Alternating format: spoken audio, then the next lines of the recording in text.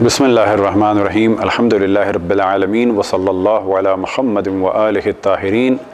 ولعنۃ اللہ علی اعدائہم اجمعین الی قیام یوم الدین وقال اللہ تعالی وهو اصدق القائلین بقیۃ اللہ خیر لکم ان کنتم مؤمنین۔ موضوع گفتگو نوروز۔ جیسا کہ آپ کے علم میں ہے کہ نوروز کہ جس کے معنی ہے نیا دن، پہلے گفتگو ہو اس عنوان سے کہ نوروز کے معنی کیا ہیں اور کس اعتبار سے یہ نیا دن ہے۔ اب اگر ہم قمری اعتبار سے دیکھیں تو ممکن ہے کہ کبھی نوروز پہلی تاریخ کو ہو، کبھی کسی اور تاریخ کو، اور اگر ہم عیسوی اعتبار سے دیکھیں تو ہمیشہ نوروز 21 مارچ کو ہوتا ہے۔ اب اگر 21 مارچ کو نوروز ہے تو پھر یہ نیا دن کس اعتبار سے ہے؟ یہ وہ سوال ہے جو بعض دفعہ بعض افراد کے ذہن میں آتا ہے۔ تو پہلے مرحلے میں توجہ دلائیں کہ دنیا میں مختلف کیلنڈرز ہیں۔ انڈیا کا کیلنڈر، اسی طرح سے ایران کا کیلنڈر، چائنا کا کیلنڈر، جاپان کا کیلنڈر، عیسوی کیلنڈر، اور اسی طرح سے کیلنڈروں کو پہلے مرحلے میں تقسیم کیا جاتا ہے لونر کیلنڈر کہ جس کا دار و مدار چاند پہ ہے، اور دوسرے کیلنڈر کا دار و مدار سورج کی گردش پہ ہے۔ جب ہم کہتے ہیں عیسوی سال تو اس کا دار و مدار سورج پر ہے، اور جب ہم کہتے ہیں قمری کیلنڈر تو اس کا دار و مدار چاند پر ہے۔ تو نوروز کیا ہے؟ تو ہم توجہ دلائیں کہ زمین کی ایک گردش ہوتی ہے خود اپنے جانب، اپنے گرد گھومتی ہے، اور اس گردش کے ذریعے سے دن اور رات وجود میں آتے ہیں۔ دوسری گردش کا تعلق ہے کہ جو زمین سورج کے گرد گھومتی ہے۔ زمین اپنے گرد ایک چکر لگاتی ہے، اور اس ایک چکر کو کہا جاتا ہے ایک دن اور ایک رات کا ایک دن، البتہ جہاں پر نارمل ڈیز ہوں۔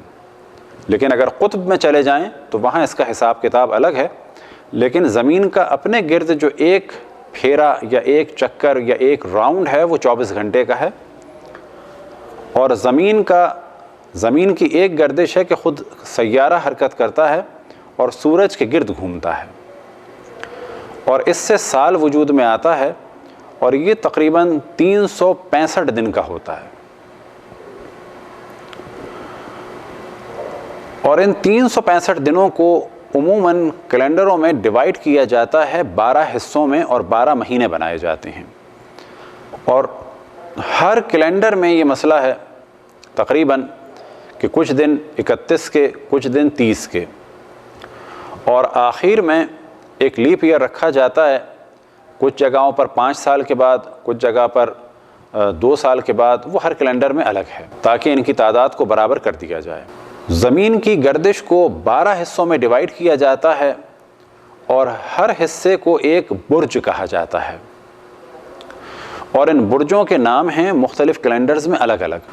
جب زمین حرکت کرتے ہوئے پہنچتی ہے برج حمل میں، تو جیسے ہی برج حمل میں پہنچتی ہے تو یہ نیا دن ہے، اور جس لحظے زمین برج حمل میں داخل ہوتی ہے تو نئے دن کی ابتدا ہوتی ہے، اور اس نئے دن کو کہا جاتا ہے نوروز۔ اور جس وقت زمین اس برج میں داخل ہوتی ہے، یعنی برج حمل میں، اس داخل ہونے کو کہا جاتا ہے تحویل، یعنی اس وقت سال بدل رہا ہے، زمین ایک برج سے دوسرے برج میں داخل ہو گئی، اور اسے ہی کہا جاتا ہے نوروز۔ یہ نوروز ایران میں، افغانستان میں، آذربائیجان میں، ازبکستان میں، چچینیا میں، ترکمانستان میں، اور اسی طرح سے بہت سارے علاقوں میں ایک ملی یعنی نیشنل ڈے کے طور پہ منایا جاتا ہے۔ اب ممکن ہے کوئی سوال کرے کہ ہم اسے کیوں مذہبی اعتبار سے مناتے ہیں؟ تو اس کے 2 جواب ہیں۔ پہلا جواب یہ کہ کسی بھی نبی اور امام سے اگر پوچھا جاتا کہ ہمارے علاقے میں ایک کیلنڈر ہے اور جب نیا دن شروع ہوتا ہے تو ہم کیا کریں، تو بلا شک جواب یہ آتا کہ نیا دن شروع ہوتا ہے تو اللہ سبحانہ و تعالیٰ کا ذکر کرو، نماز پڑھو، عبادت کرو، صدقہ دو، کار خیر انجام دو، اور اسی کے ساتھ ساتھ ایک دوسرے کا خیال کرو، ملنا ملانا رکھو۔ تو ایک اعتبار سے تو دیکھا جاتا ہے نوروز کو کہ جب کچھ لوگ آئے اور آنے کے بعد انہوں نے ائمہ سے سوال کیا کہ ہمارے سال کی ابتدا فلانی دن اور فلانی تاریخ میں ہوتی ہے تو ہم کیا کریں، تو ائمہ نے دعائیں بتائیں۔ دوسرا اس اعتبار سے دیکھا جا سکتا ہے اور دیکھا جاتا ہے کہ جس کا ذکر بعض روایات میں ہوا کہ قمری اعتبار سے تو 18 ذی الحج، معذرت پہلے مرحلے میں بیان کریں، قمری اعتبار سے تو بعثت رسول اللہ 27 رجب کو ہوئی، شمسی اعتبار سے بعثت رسول اللہ صلی اللہ علیہ وسلم نوروز کے دن ہے۔ اسی طرح سے روایت میں نقل ہوا کہ عید غدیر 18 ذی الحج کو ہوئی، لیکن شمسی اعتبار سے نوروز کے دن ہوئی، یعنی پہلی فروردین نوروز کے حساب سے، اور اگر کہا جائے تو 21 مارچ۔ تو ایک روایت جناب معلّہ ابن خنیس سے نقل ہوئی، امام جعفر صادق علیہ السلام سے انہوں نے نقل کیا اس روایت کو، اس میں کچھ موضوعات کو ڈسکس کیا کہ یہی وہ دن تھا کہ جس دن اللہ سبحانہ و تعالیٰ نے اپنی نبوت، اپنی توحید کا اور عبادت کا اور رسول اللہ صلی اللہ علیہ وسلم کی نبوت کا اور مولا امیر المؤمنین علیہ السلام اور ائمہ کی امامت کا اقرار لیا بندوں سے۔ تو قمری اعتبار سے، شمسی اعتبار سے یہ دن تھا۔ اور پھر روایت میں بیان ہوا کہ یہی وہ دن ہے کہ جس دن سورج کی روشنی زمین پر پڑی، یا سورج کی روشنی کا پہلا دن تھا۔ اب ظاہر ہے کہ سورج کی خلقت ہزاروں سال پہلے ہوئی، حضرت آدم سے پہلے ہوئی، لیکن روایت میں بیان ہوا کہ سورج کی خلقت یا سورج کی روشنی کا پہلا دن بھی یہی نوروز تھا۔ اسی طرح سے جس دن ہوائیں چلیں، اور روایت میں بیان ہوا کہ وہ ہوائیں کہ جن کے ذریعے سے فصل اگتی ہے اور بہار آتی ہے، تو یہ ہوائیں بھی اسی دن چلیں۔ اسی طرح سے جناب نوح کی کشتی بھی اسی دن کوہ جودی پہ آ کے رکی، اور اسی دن رسول اللہ صلی اللہ علیہ وسلم نے مولا امیر المؤمنین علیہ السلام سے بتوں کو توڑوایا، اور اسی دن رسول اللہ صلی اللہ علیہ وسلم نے اس وادی میں قدم رکھا کہ جہاں پر جن تھے اور جنہوں نے آپ کی بیعت کی۔ اور اسی دن کے بارے میں روایت میں نقل ہوا کہ ظہور امام زمان علیہ السلام بھی اسی دن ہوگا، اور بعض جگہ بیان ہوا کہ دجال کو بھی امام زمان علیہ السلام اسی دن قتل کریں گے۔ البتہ دجال کے قتل کے لیے دو جگہوں کا ذکر ہوا روایات میں، ایک ہوا ہے کوفے میں کہ کوفے میں قتل کریں گے، اور روایتوں میں ایک جگہ نقل ہوا ہے کہ امام زمان علیہ السلام دجال کو باب لد پہ قتل کریں گے کہ جو فلسطین میں ہے، اور اس وقت یہ لد کا علاقہ اسرائیل کے ہاتھ میں ہے۔ کچھ اعمال بیان ہوئے، اور ان اعمال کو بیان کرنے سے پہلے ایک رسم بیان ہو کہ اس دن ایک دوسرے پر مختصر سی مقدار میں، البتہ اس صورت میں جب کسی کو اذیت نہ ہوتی ہو اور اسے پتہ ہو کہ اس وقت محبت میں مجھ پر کچھ پانی پھینکا جا رہا ہے، تو یہ کچھ پانی پھینکنا بھی ایک رسم کے طور پر ہے۔ اور اس رسم کا دار و مدار ہے کہ روایت میں نقل ہوا کہ جناب حزقیل کہ جو اللہ سبحانہ و تعالیٰ کے ایک پیغمبر تھے، وہ ایک قریے سے گزرے کہ جہاں پر طاعون کی وجہ سے وہ پورا گاؤں ختم ہو چکا تھا۔ جب جناب حزقیل اس قریے سے گزرے تو آپ نے اللہ سبحانہ و تعالیٰ سے راز و نیاز کیا اور فرمایا کہ انہیں تو کیسے زندہ کرے گا، میں دیکھنا چاہتا ہوں۔ تو اللہ سبحانہ و تعالیٰ نے حکم دیا انہیں کہ ان مردوں پہ کچھ پانی پھینکو تو یہ زندہ ہو جائیں گے۔ تو انہوں نے مردوں پہ پانی ڈالا، اللہ سبحانہ و تعالیٰ سے دعا کی، اور یہ مردے زندہ ہو گئے، اور ان کی عمریں 30 سال سے لے کر 70 سال تک بڑھ گئیں۔ جس دن یہ واقعہ ہوا تو روایتوں میں بیان ہوا کہ وہ بھی نوروز کا دن تھا، یعنی شمسی اعتبار سے وہ 21 مارچ کا دن تھا۔ تو ان تمام چیزوں کو مد نظر رکھا جائے تو احساس ہوتا ہے کہ یہ دن ایک متبرک دن ہے، لیکن اسی حد تک۔ یہ کہنا کہ یہ اسلام کی خاص عید ہے ایسا نہیں، بلکہ عید بعثت اور عید غدیر اپنی جگہ، ہمیں انہی تاریخوں میں منانا ہے عید بعثت کو اور عید غدیر کو کہ جو اسلامی اعتبار سے منائی جاتی ہیں، لیکن کہا جائے کہ قمری اعتبار سے ان کا یہ دن ہے۔ کچھ اعمال ہیں اس کے جن میں سے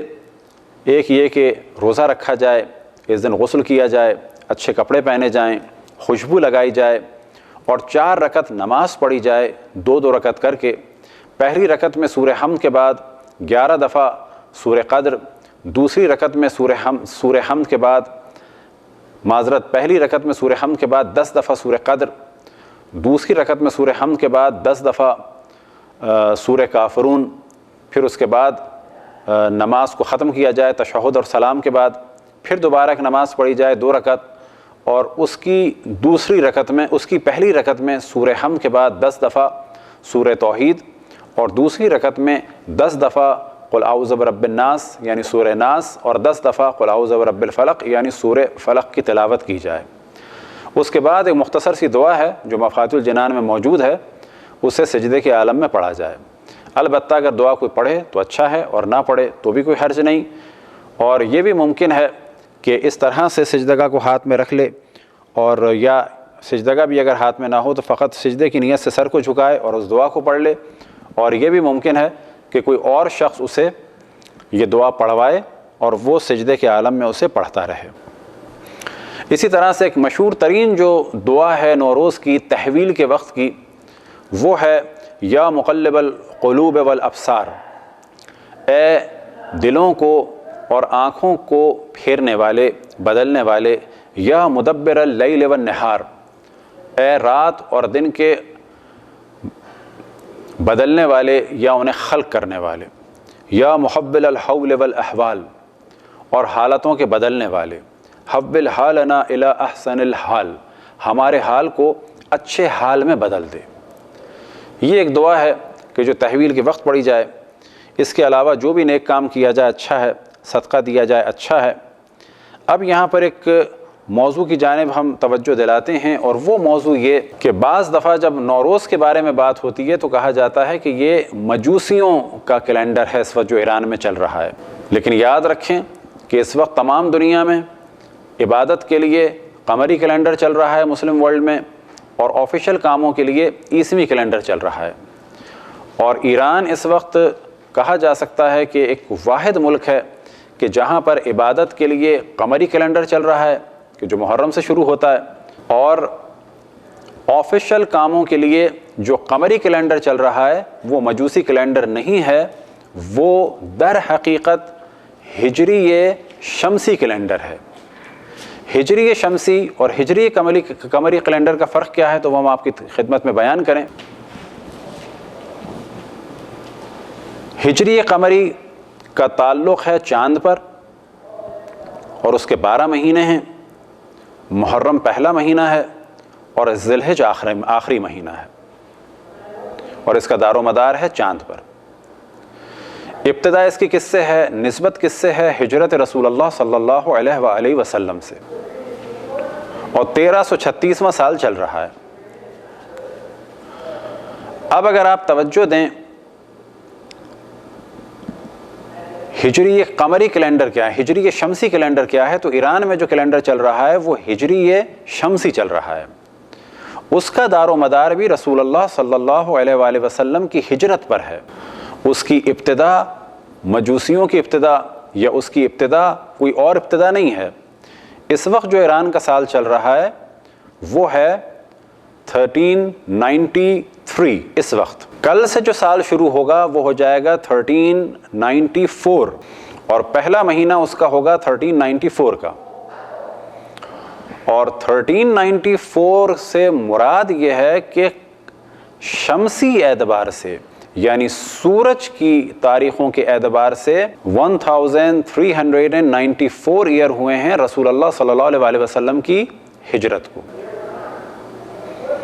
اور قمری اعتبار سے 1436۔ تو یہ فرق ہے شمسی اور قمری میں۔ پس معلوم ہوا کہ ایران میں جو قمری تاریخ ہے وہ بھی اسلامی ہے، اور ایران میں جو شمسی تاریخ ہے وہ بھی اسلامی ہے، اور کہا جا سکتا ہے کہ یہ ایک واحد ملک ہے کہ جہاں پر دونوں تاریخیں رسول اللہ صلی اللہ علیہ وسلم کی ہجرت پر ان کا دار و مدار ہے۔ یہ جو شمسی تاریخیں ہیں یہ ایک تحریک چلی تھی مشروطے کی، اس زمانے میں شروع ہوئی تھی، اور اس تاریخ کے جو شروع کرنے والے تھے ان کا نام تھا مرزا عبدالغفار خان نجم الدولہ اصفہانی۔ یہ اپنے زمانے کے ایسٹرونومسٹ تھے اور میتھمیٹیشین تھے۔ انہوں نے ان تاریخوں کا حساب کتاب کیا تھا۔ پس آخر میں دوبارہ ہم گفتگو کریں کہ ایک شمسی ایک قمری ہے، ایک شمسی ایک ہجری قمری ہے اور ایک ہجری شمسی ہے، وہاں دونوں کیلنڈر اسلام کے مطابق ہیں۔ اور کل جو پہلا دن ہے یہ نوروز کا مانا جاتا ہے اس اعتبار سے کہ یہ اسلامی ہجری